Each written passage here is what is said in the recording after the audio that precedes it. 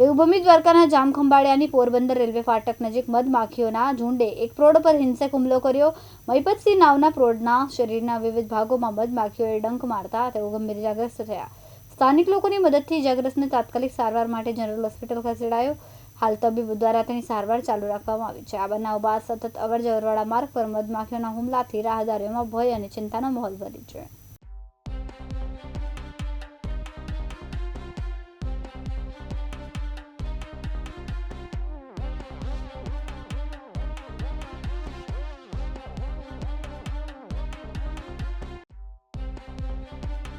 આ પોરબંદર રોડ ઉપર ફાટક આગળ મારા પપ્પા ઊભા હતા। ઉચેકદારનો મધમાખીનો પૂરો આવ્યો અને 50-60 મધમાખી જોઈ હતી આખા શરીરમાં, અને પછી તાત્કાલિક સારવાર કરવા માટે સરકારી હોસ્પિટલમાં લઈ આવ્યો। જયસુખ મોદી, દિવ્યાંગ ન્યૂઝ, જામખંભાળિયા, દેવભૂમિ દ્વારકા।